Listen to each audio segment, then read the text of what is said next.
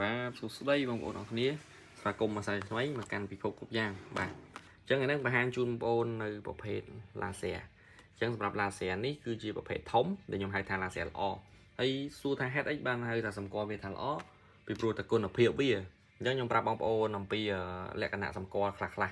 សម្រាប់ឡាស៊ែធម្មតាគឺតួលេខនេះគឺវែងបាទវែងហើយប្រើថ្មធំវែងហើយប្រភេទនោះគឺវាអត់ធន់ទេបាទប្រើតែបន្តិចខូចអីហើយមួយទៀតមកជាមួយអត់មានប្រអប់ទេហើយអត់មានជើងនេះទេបាទអាចមកតែមួយជើងនេះទេហើយនឹងអានេះបាទអញ្ចឹងអត់មានអាជើង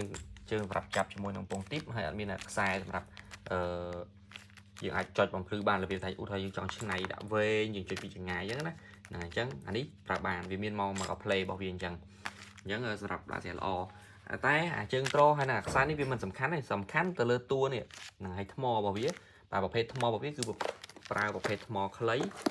បាទថ្មខ្លីអញ្ចឹងសម្រាប់ថ្មខ្លីហ្នឹងគឺវាធន់ណាប្រភេទហ្នឹងគឺប្រើបានយូរហ្នឹងហើយសម្រាប់ឡាស៊ែវាងាយខូចអញ្ចឹងរបៀបប្រើគឺមានអីពិបាកទេបងប្អូនណាហ្នឹងហើយបិទបើកធម្មតាមានក្រហមមានបៃតងជ្រើសរើសមួយណាក៏បានតម្លៃដូចគ្នាហើយសម្រាប់ការសារ៉េក៏អត់មានពិបាកដែរមូលដោះគោរពចេញមកបាទមានកន្លែងសោឲ្យសារ៉េអញ្ចឹងយើងប្រើសោនៅក្នុងកញ្ចប់ហ្នឹងមានសោឲ្យណា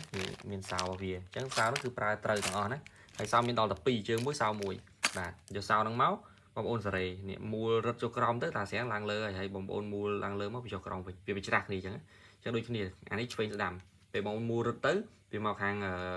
ស្ដាំពេលបងប្អូនមូលបធូវាទៅខាងឆ្វេងអញ្ចឹងអត់មានអីពិបាកទេរបៀបសារ៉េងាយបាទអញ្ចឹងអ្វីដែលសំខាន់គឺបងប្អូនអាចតាក់ទងមកបាទតាក់ទងឲ្យត្រូវបើខ្ញុំមកបាទ page ពិភពគ្រប់យ៉ាង Facebook ពិភពគ្រប់យ៉ាង Telegram 085327271វេលុយផ្ញើវ៉ាន់ជូនតម្លៃសមរម្យបាទធានាវ៉ាន់ដល់ដៃអត់ដល់ដៃផ្ញើថ្មីជូនឧទាហរណ៍ថាផ្ញើទៅក្រុមហ៊ុនធ្វើបាត់អីវ៉ាន់នេះណាខ្ញុំផ្ញើថ្មីឲ្យតែម្ដងអត់បាច់សេមសូមញៀមខ្ញុំមិនទេផ្ញើថ្មីឲ្យមក update ទៀតអូខេអរគុណ